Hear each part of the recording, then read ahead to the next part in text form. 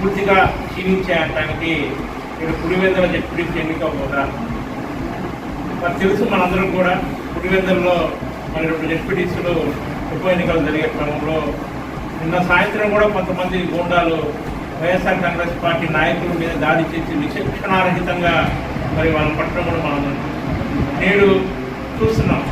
ఒక సామాన్య కార్యకర్త కాదు, ఒక మండల స్థాయి నాయకుడుగా ఈ రాష్ట్రంలో ఒక ఎమ్మెల్సీ ఉన్నాడు రమేష్ యాదవ్ గారు.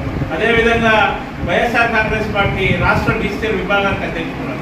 మరి అటువంటి వారి మీద కూడా దాడులు జరుగుతున్నారంటే మరి ఈ రాష్ట్రంలో శాంతి పద్ధతులు ఏ విధంగా ఉన్నాయన్నది కూడా మనందరికీ కూడా అర్థం పెట్టుకుని దర్శనం చేయొచ్చు. 4 ఏళ్లే జమిని వస్తే 3 ఏళ్లే ప్రజలు రెడీగా ఉన్నారు. తిరిగి ఇదే 75ని ఇదే 175 ఎలా తిరగరాస్తావు చూద్దాం.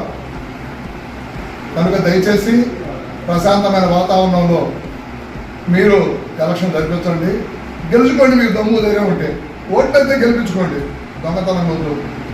దయచేసి పోలీసు వారు అధికారులు ఎవరికి శాశ్వతం కాదయా. 5 ఏళ్ళు వాళ్ళు ఉండొచ్చు, 5 ఏళ్ళు వీళ్ళు ఉండొచ్చు.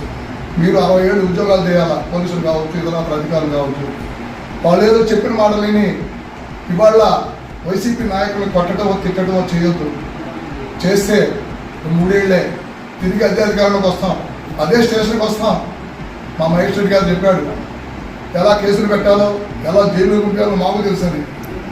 మా జగన్మోహన్ రెడ్డి గారు చెప్పారు అధికారంలో ఉండి వాళ్ళు చెప్పిన మాటలు విని మా కార్యకర్తలకు అన్యాయం చేస్తే ఇతర దేశాల్లో ఉన్నా కూడా చొక్కా పట్టుకుని లేకపోతే లోపలేస్తా అన్నాడు.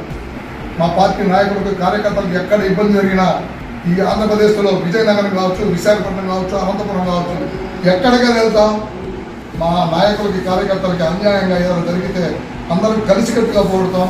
జగనన్న పిలుపుకి ఎంత దూరమైన పోతాం. మా నాయకులకి ఎవరికైనా కార్యకర్తలకైనా నాయకులకు అన్యాయం జరిగితే ఎక్కడ ఊపిన ప్రసక్తే లేదు. పులివెందుల్లో ప్రశాంతంగా ఎలక్షన్ జరపాలని ఎస్సీ ఎలక్షన్ కమిషన్ మరీ కోరుకుంటున్నాం.